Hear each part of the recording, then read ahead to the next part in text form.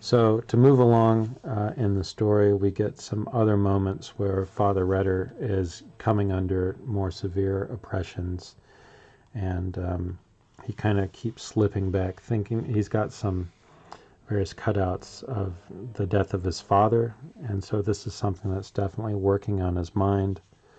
And by the way, there's a little nod to something that happens later on. I won't spoil it, well, at least I won't attempt to, but that was a little detail I noticed, way late.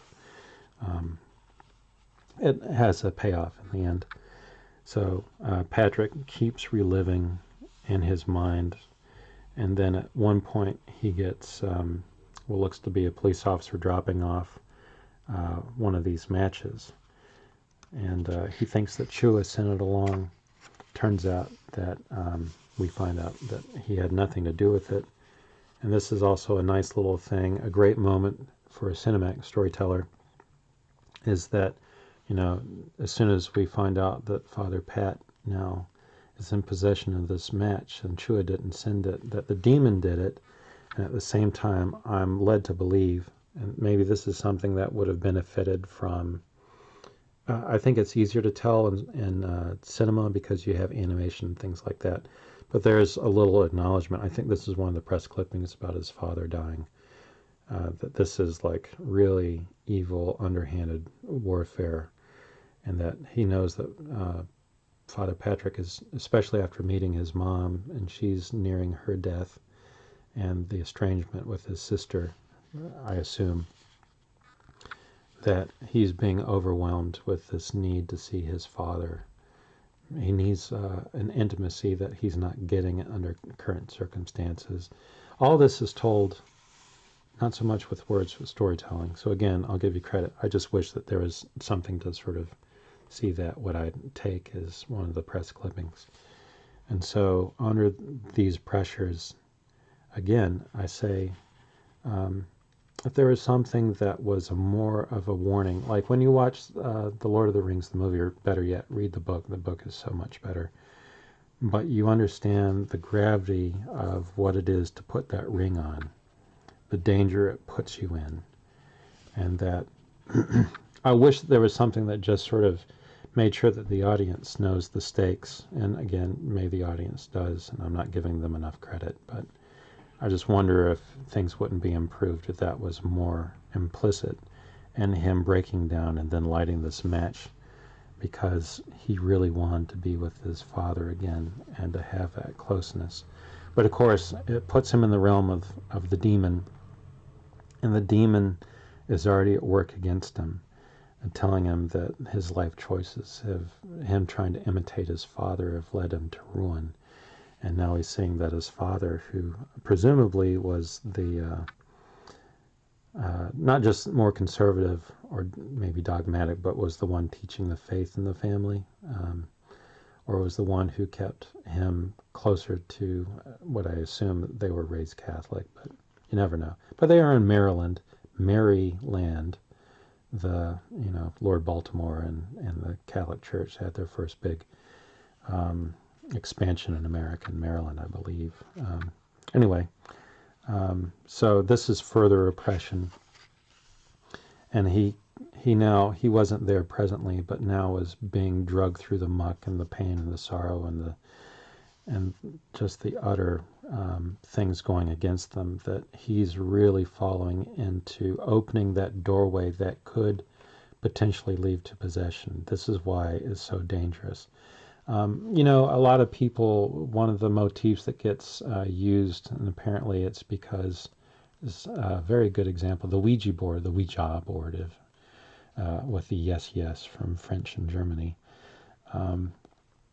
One of the reasons why this is an entry point, at least it was in the original story of the Exorcist, or the story that it came from, was in the early 20th century. There was this big explosion in spiritualism and mediums and things like that.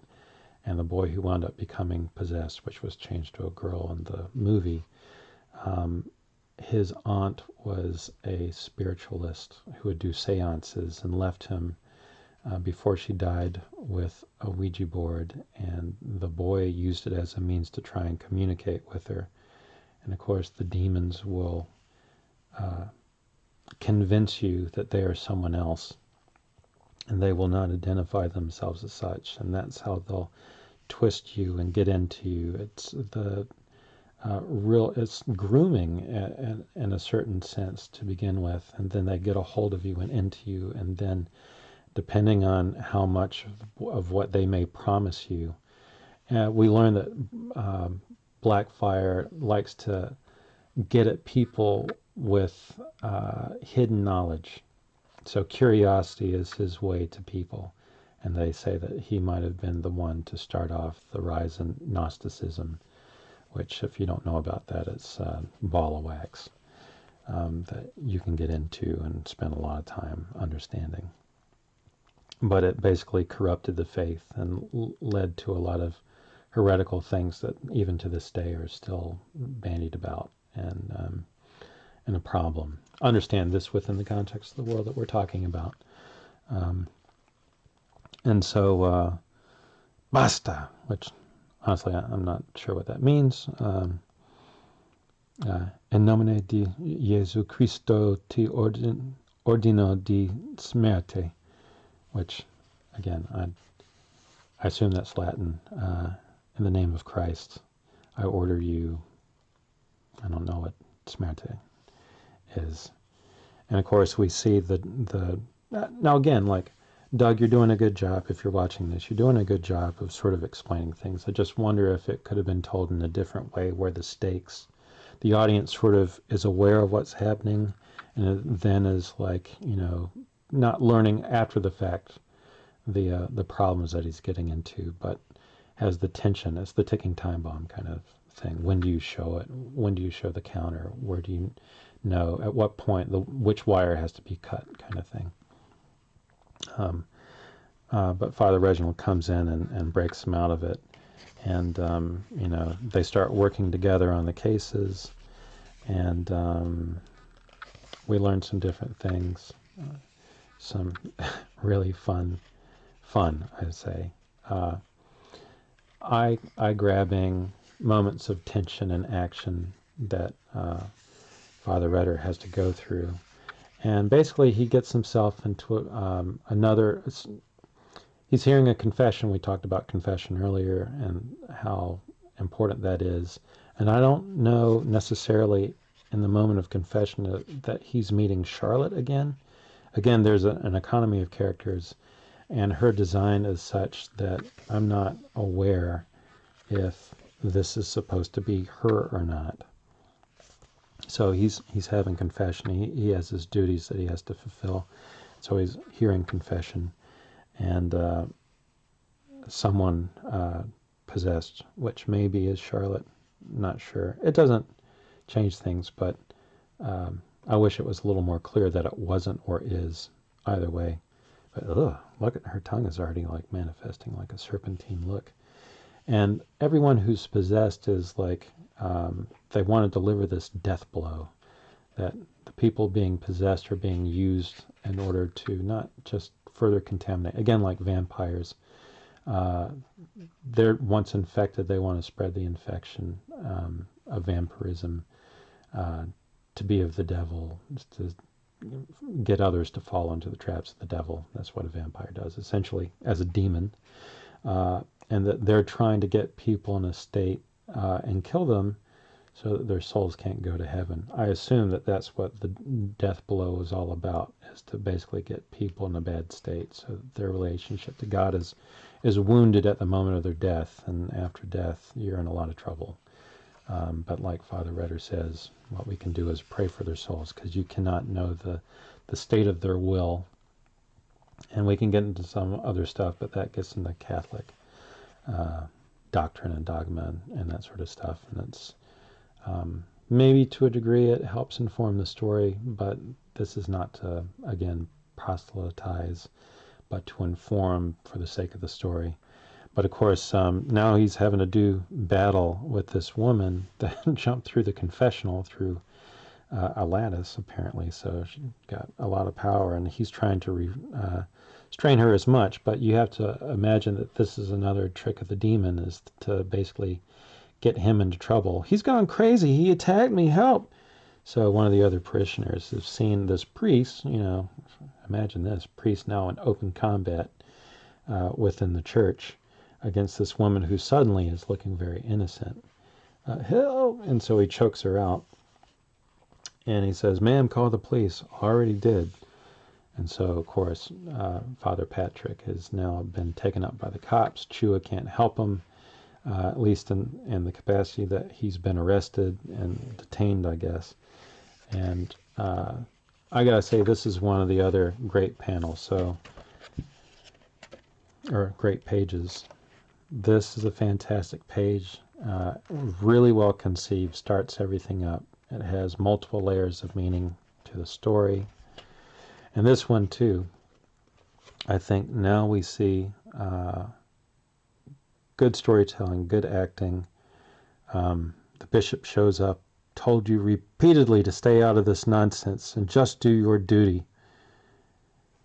Then his sister, Mom's been admitted to the hospital again. Things are going south real fast. We need you, and I don't get any of this. But you're MIA as usual. He's just being beaten down and beaten down. And Father Reginald comes. No worry, Retter. We're going to get you out of here. Yeah, but how? So we get him basically to the end of his rope. Just good coloring, good storytelling, good art. I just really enjoy this. This is well executed in my mind. Again, like this you could see how this would play out in a movie, the way it's cut. And though it's a flat angle, I think the progression, it all gets into this. The flat angle actually as a camera, it creates a kind of a static nature and helps the time to elapse that I imagine he's been in here for a day or so. Just really well done. And now Father Reginald goes into church and is determined he's going to play a trick on the demon, but he's surrounding himself in the presence of Christ, which is in the tabernacle in the church. So for you who are not Catholic, it gets into a lot of different stuff, but basically he's trying to surround himself, build up his armor. Father Reginald apparently has been doing this for a long time, but he seemingly knows the danger he's up against, and he has his confrontation with Blackfire. And there's some really interesting things that happen, not going to really cover it. Manipulations are happening constantly. Again, we're introduced to this character. I'm led to believe that potentially this is Charlotte, but I don't know. We have the Limax, the slug creature, manifesting itself near her womb, which doesn't really get used. Maybe that's something that comes up later, but it is a provocative visual device, which I find interesting, and I wish they had done more with it. Draw a badge. He could, I don't know, it could be anybody. It doesn't really. Anyway, that's an aside.